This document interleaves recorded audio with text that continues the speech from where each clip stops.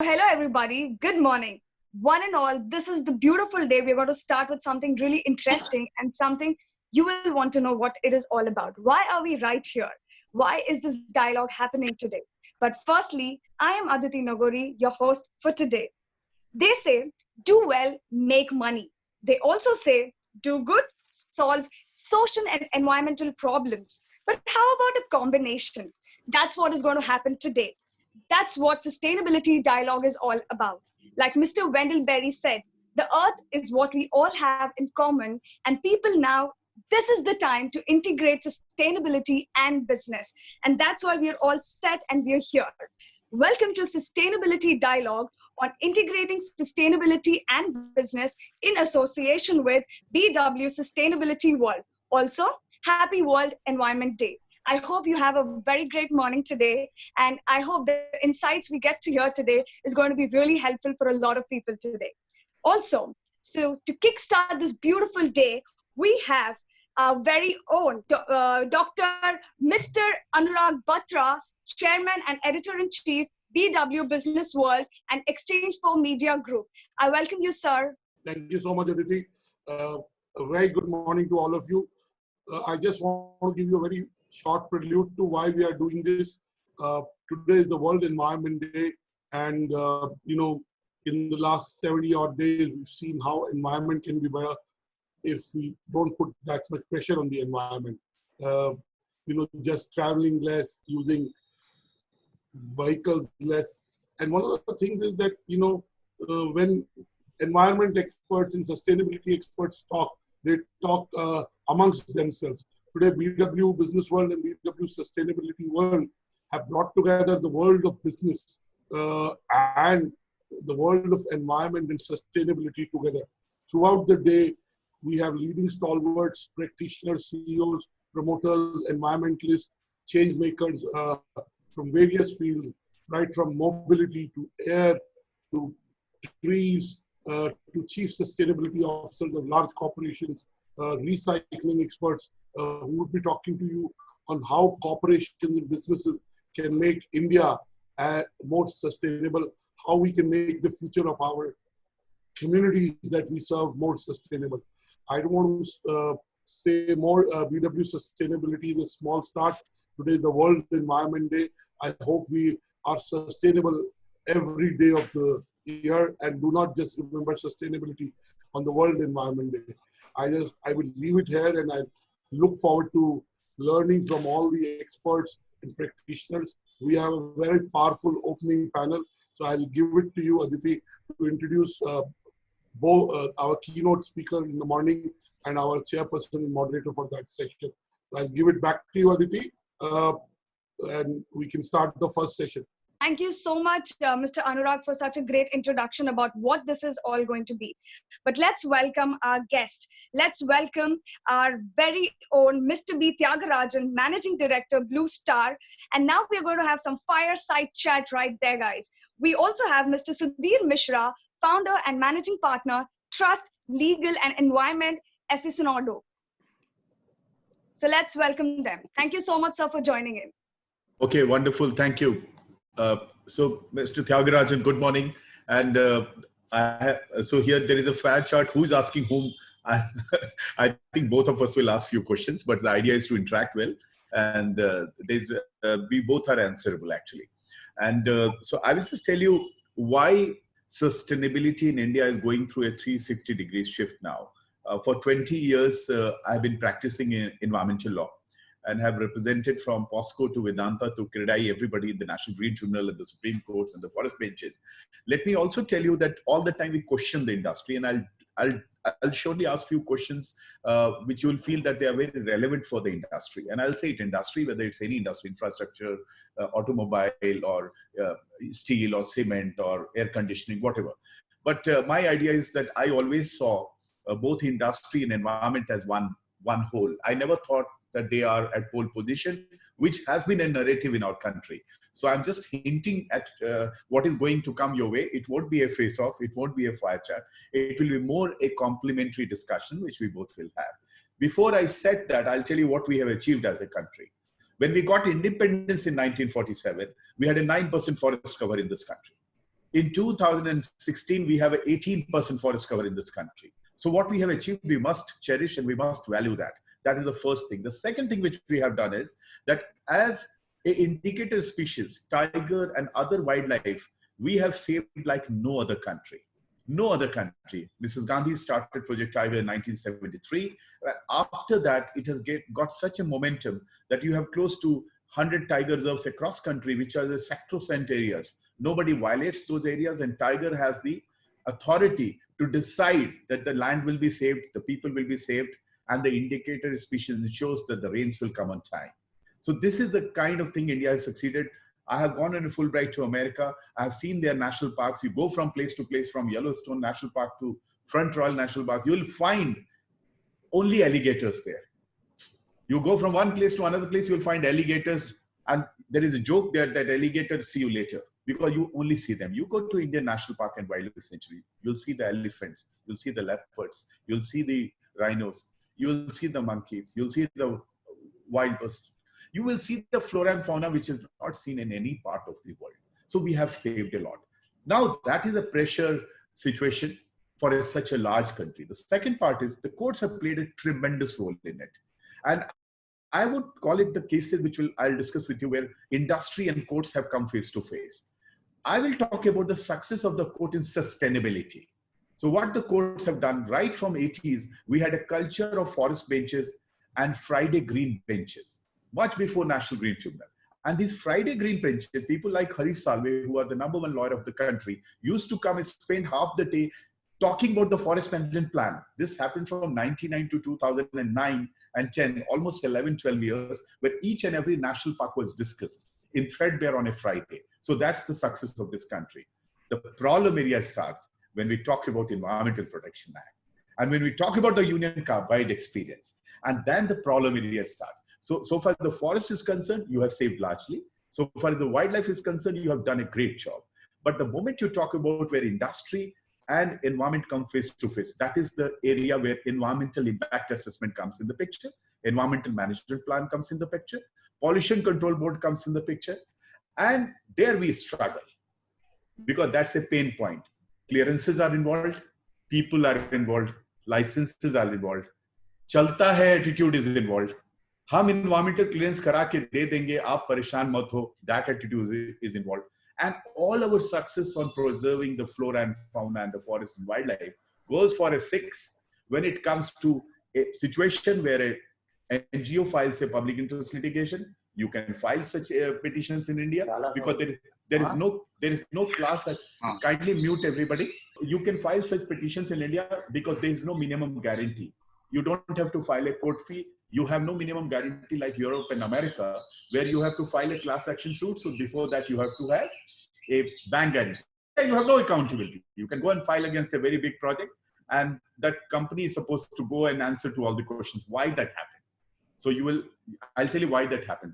It happened because we had this approach that, okay, we'll file the best practices in US and other places where the moment I make a subsidy in India, the guy who comes to me says, sir, you don't have to worry about all this. I will take care.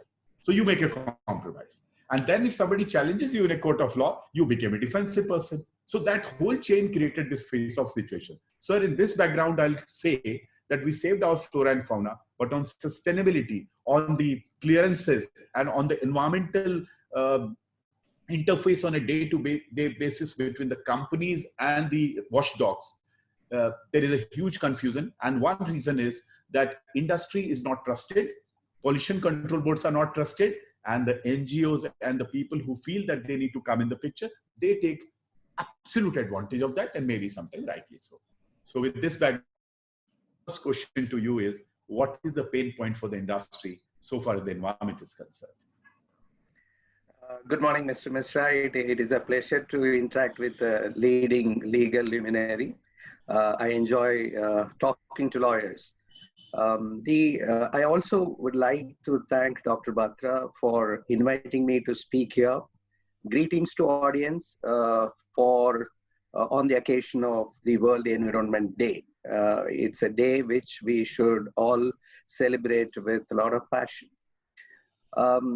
This invitation came in yesterday, and it suits me because if I have to speak from heart, I have to speak without any preparation. So I have not done any kind of preparation for this. We are an air conditioning and refrigeration company, and we deal with three things life depends upon: air, food, water. We are in air conditioning, air purification. We are in food preservation. We are in water purification, water cooling. And so in one respect, be it ozone depletion or the energy consumption, we are an industry which impact the environment. And on the other hand, there are a lot of things that we have been doing which is to benefit the society. I give credit to our chairman emeritus, Mr. Sunil Advani. He used to be the president of RAMA, Refrigeration Air Conditioning Manufacturing Association.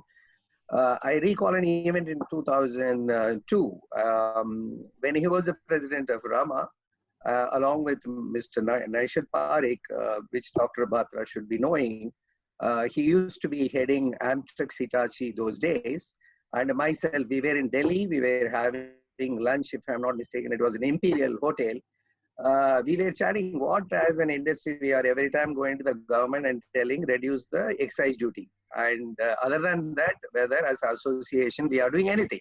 So what we can do differently, that I recall that moment, that is the time Mr. Sunil Advani, much before energy labeling and green buildings came, he educated me. We have to insist that in this country we need an energy labeling program, energy efficiency improvement. After lunch, we went to meet the power secretary, and so that is a day I took to what as a air conditioning country. I was not aware there is an energy labeling program that is in vogue in developed countries. And then we got into the ozone depleting substances. And then we became one of the lifetime members of Indian Green Building Council. And we have played a very large role in leading this in a multinational environment. One of the greatest moments in life is to participate in the G7 working group, Planet One initiative with President Macron last year, September. So the world had been dealing with three subjects. One is the climate change, the second is terrorism, the other is inequalities. I suppose in the coming days they will include pandemics also in that particular initiative. Now, energy conservation or sustainability, it comes also with a price. Well, you may say that is going to benefit. I want to highlight that it is the initial cost of achieving sustainability in an industry is indeed there. It is not, it will come free. I'll talk about certain things which can be done as well. But say, for example, a 5-star air conditioner will cost more. A platinum rated green building, you have to invest some money for that. So the real dilemma is that whether pursuing sustainability will push up my initial cost. This is the first dilemma that comes to. Otherwise, you will find everybody construct only the platinum rated buildings. It is not happening, isn't it? So what is the solution we have figured out? We have been playing a role in getting the governments to incentivize us in a country like this. Say, if you are doing a platinum rated building or a gold rated building, you will be given some extra FSI. That is the only way we could encourage more and more people to come and construct such buildings. Take, for example, the wastage of horticultural produce, fruits and vegetables. That there are estimates that it is 30%, it is 25%, but it is substantial. So, yeah, integrated cold chain infrastructure will cost money. And the government has gone about investing. You mute everybody else. Please mute everybody else. Mr. Thyagarajan is speaking. Kindly mute everybody. Yes. So integrated cold chain infrastructure is the other thing. Why it is not coming up? It requires certain kind of investment, and people would like some kind of a support. But having said all this, I can talk for my industry. Air conditioning and refrigeration industry today, in terms of energy labeling program, is the leader in the world. Our standards are higher than any other country that has implemented energy labeling. And in green buildings, I think we will be second only to United States. Yeah. Sir, I will just pause you here. I know you are talking about a very amazing thing. I know that you are a very responsible company. You are doing a larger course correction so far as climate change and saving the energy is concerned. I will come to that part, and I will not ask you what is going on, what happened during lockdown in a particular company. Deliberately, I'll not ask you. But I want to ask you as a citizen of this country, as a corporate leader, that why corporate India invests so little in environmental pre-positioning. Environmental pre-positioning is the cornerstone of the whole world now. Pre-positioning, I mean, is that you are making a steel plant. Now that steel plant, you need a coal linkage, you need a plant, you put a term sheet. And the moment you put term sheet, you should have environmentalists, social scientists, pollution experts, population experts as your ecosystem, the way you do merger acquisition. You will have a financial expert, lawyers, chartered accountant, and everybody. Similarly, you should have. And I created that ecosystem for the first time when I started advising big ski villages, which didn't come here, but I advise them in other places of the world. But in India, how do we work? We make the plant without the coal linkage. We create a plant. We keep on asking for permissions. And then somebody comes and some government will come, or maybe some community will come and will say, we will not allow it. And it is not allowed. So much of money is spent. Why we don't put pre-positioning as an environmental strategy, which will be good for environment, good for business, will save money, will give you great points of sustainability, will be great PR. And that kind of culture, that kind of environmental culture, which is good for everybody, is not encouraged in this country. Why, sir? Great question. I suppose we see business and sustainability as two distinct things. Our mind doesn't work as an integrated one. A beginning has been made. The integrated reporting to be published by the corporates, listed companies is a step towards that. But the root cause of this problem is the education. Unless and until you start educating sustainability as a curriculum right from primary school, it is not going to change. And this country is known for sustainability. Our own ethos, culture, religions taught about this. Somewhere along the way, we have lost it. So the question is, you have to think both as an integrated one. I am doing this, and I am doing it in a sustainable manner, and it is going to benefit me as well as the society. That is how it has to be approached. Wonderful. Sir, very good. And the connected question would be, and I'll keep on giving you a lot of information. So I have been advising a large IT company, one of the biggest in the country. They had a huge residential and an office complex in one part of the country. And they get all the permissions on time because they don't want to violate anything. Now, what happens once they do all of that? There was an industrial policy, there was a software technology park development policy, they were allowed. One fine morning, another government comes in. They say, no, you haven't taken this environmental clearance, you have not taken this environmental audit, and they went into a series of litigations. So the bigger problem here is that as much as the industry is not receptive about it as a strategy, as economic strategy, forget about commitment to the society, forget about environmentalism. I can honestly tell you, as an environmental law firm, we are the #1 firm which has never got any competition, nor we had any problem of revenue. We always found that people who will understand will encourage such practices. So nobody really realizes the mistake unless you reach before National Grid Tribunal or you reach before a High Court petition. And then you spend crores and crores of rupees in a litigation defending which fundamentally was wrong when you tried talking about it for the first time, or when you were on the drawing board stage. If I'm talking to a top corporate leader today, my aim is to pass on this message that the day we will stop cheering these low-key environmental consultants And the day we will have the same IQ people like a M&A expert or a financial expert to make him as part of your environmental team, not for decoratory purpose that he's a doctor from such an environmental sciences team, automatically things will improve. So Blue Star is into carbons because you have a huge relationship with carbon. What steps you take to engage with real environmentalism?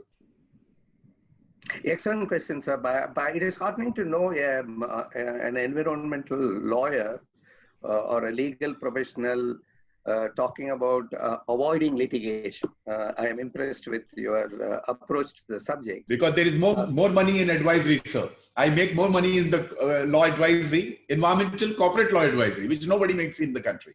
Yeah, but you know, I am of the view that while legislations are required, regulations are required, yes, and also sustainability should be driven from the top by the CEO.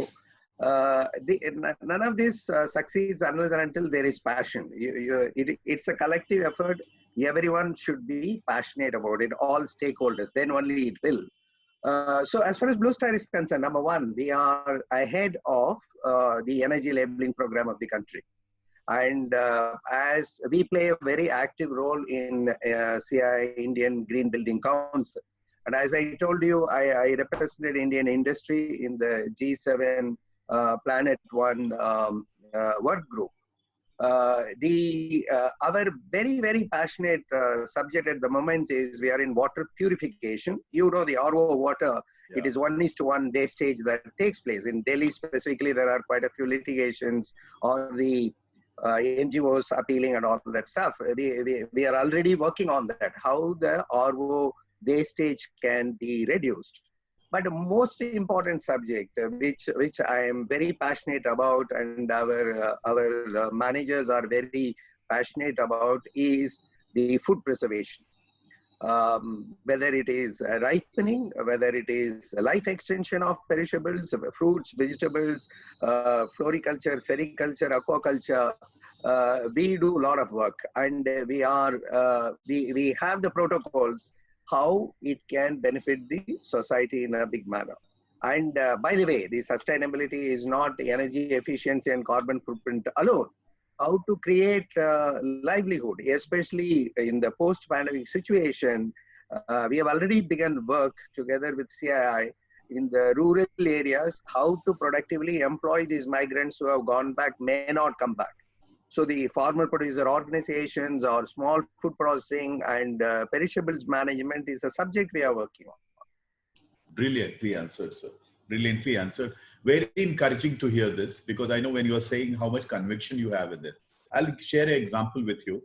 So when I was on a Fulbright fellowship to US in 2005, as a young lawyer, before that, I used to only file litigations on environmental issues and stop any road going through a national park, stop anything which I thought that this is going to disrupt the fabric of my wildlife base in the country. I was passionate mad. When I went there, I realized that in order to be a true environmental lawyer, you don't have to take a pole position like an activist alone. You can care for the environment, but you need to know the other side. The business also has to pay for sustainability. And sustainability will pay for business information, which you have to give it to them. You can't just be criticizing the businesses all the time. So I changed that outlook. One reason was, sir, and if you ever go to US next time, my request to you is surely try to, People Baba ko namaskar mera, unko main dekh raha hu ki he's joined us. There is a place in Florida which is called Okefenokee Wildlife Refuge. So that was the most polluted grassland in the history of America. And a company at that time, which was a paint company, had primarily done it. Without any insistence, on its own, they changed the whole landscape. And then they got the whole land on lease. That became the best wildlife refuge of entire that state, Florida. And we went there for a 5-day stint. That has a nature interpretation center, that has an in-house mechanism where you have scientists who are there, who stay and do researches, and that's a private institution. So what I'm trying to say, they were one of the big violators. They would be penalized, fined, but they didn't bother. They said, we will change this bloody land. We will change this land and make such a signature. Today, they are known by that product. I will tell you the name separately. And that is a center which even the government can't compete with that center. It's one of the best private conservation institute of the world today. In India, around water, we should do something like that together. I'll come back with Anurag to you, where we showcase that how do you conserve water as a community initiative, which becomes an example for the rest of the country. But that has to have a traction and it should have an amplification aspect. So this is the way you can create examples. The way private sector can create examples, government can never do those kind of examples alone.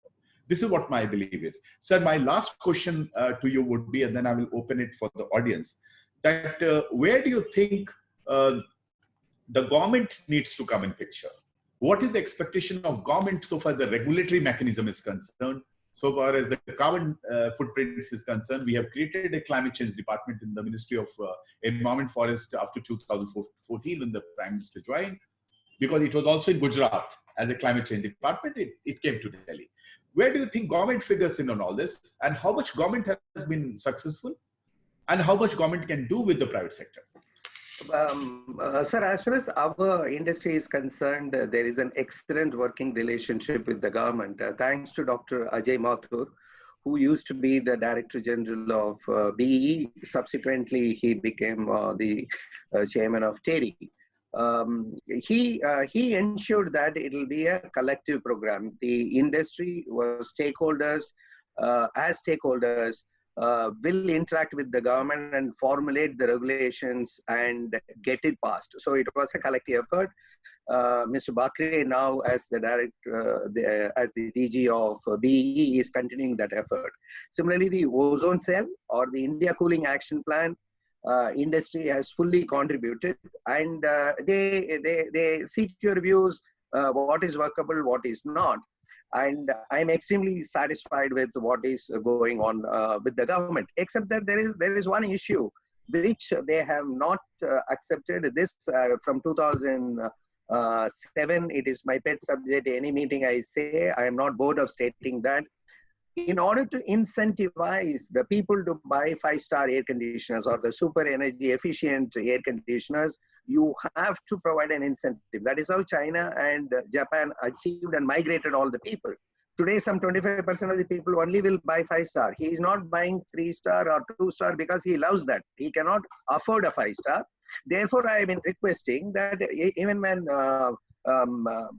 Mr. Pranab Mukherjee was the finance minister, then with Mr. P. Chidambaram, that you have to make 5-star inverter air conditioners a concessional GST. Make it something like 5% or even 12% as against 28%. Other than that, I'm extremely happy with them. If I'm unhappy, I'm unhappy with the activists. I think the activists should become facilitators. Or yes. You said that, as consultants to help the companies, and this activism becomes a very, contentious thing. It wastes everybody's energy. Yes, sir. So just to conclude, you can see that I didn't even raise the issue which everybody thought was the most important issue, because I don't have any intention. I realize we have failed because the moment you only point fingers, two will be pointed towards you. So this country needs to learn that you can't pull somebody down in order to get up. So that's where one needs to live one's life. So if somebody is struggling with a plant or something because of lockdown and they had an accident or whatever, I surely believe that this is something which nobody will like to do on its own. There would be mistakes which happen on air crashes. There are mistakes which happen in transport. And this is the way I see it happening. At the same time, let me compliment you. You answered this fire chat with all genuinity. None of the questions you avoided. I thank you. I open it now for audience question. Aditi Naguri will now moderate the audience questions, please. I only have one question to Mr. Tyagarajan. Mr. Tyagarajan, Swami Prem Parivartan, who's also known as People Baba and is very popular on internet with his videos on how to, has also joined us. We're going to have a conversation with him. Welcome, Swami Prem Parivartan ji. So hello. I'm glad you could join ahead of time and see Tyagarajan and Mr. Mishra. I heard you, Mr. Tyagarajan. Sustainability in times of COVID, is it really on the mind of CEOs? Because right now you're dealing with profitability, basic revenue, basic. So do you think that CEOs are really thinking of sustainability at this time? Great question, sir. Especially at this juncture where you have, there may be job cuts, there may be pay cuts, while the compassion will be shown, the business priorities versus what needs to be done for sustainability, my honest answer is it may take a backseat. But as I mentioned to you, that the top of the mind agenda for us is the food preservation. Already we are working on if vaccine is found and it is to be administered across the country, in what manner we can support that initiative. And even during the past 2 months, we have worked for many makeshift hospitals or even Kasturba Hospital. So the answer is it may take a backseat. It depends on the CEOs. India has got plenty of CEOs who are passionate about this subject, and I'm certain it will come to light what all they are doing. Thank you for being so honest. I hope BW Sustainability and Business World can be a bridge between businesses and sustainability. Mr. Mishra wants to ask the last question. Yes. The last, I just wanted to make a final submission. As a lawyer, I should always say submission. The final submission is the purpose of this sustainability conference is that Dr. Anurag Batra believed in it. He believed in it. He was after me that even if COVID is there, we should do it, get the right people. So can we do in each of the session, we are trying to take a takeaway. Mr. Tyagarajan, if I come out with Anurag ji to you for a small pilot, that how do we preserve water and don't waste on RO? Can we do it together? You say yes, and this first session is over. I'm definitely, Mr. Tyagarajan is, the great quality about Mr. Tyagarajan is always positive, and luckily for me, he always says yes. And we'll publish the report and yes, we'll share it with the government and everybody. We adopted this particular small model and we did it. So I would like to say yes, but still I think our expertise in food preservation is much larger than water. Okay. And water purification specifically, we entered only 3 years ago. So I should make a honest statement that okay, I will commit myself to come out with one particular solution which is world class, which is sustainable in the area of food preservation. Very good, sir. Wonderful. We'll come for that then to you. Thank you. We'd let you go. I know you have a board meeting and thank you, sir. Other Thanks engagements today. So we wish you luck, and we look forward to having a conversation with you. All the best, and thank you for always being there to contribute to our initiative and to contribute to the industry and the country. Thank you, Mr. Tyagarajan. Thank you, Dr. Batra. Thank you, Mr. Mishra, for bringing such a knowledge and data-oriented approach to this conversation. There couldn't have been a better person than you to have a conversation with Mr. Tyagarajan, given your deep expertise in this sector. Thank you, sir. Thank you, sir. Thank you, Mr. Mishra. Thank you.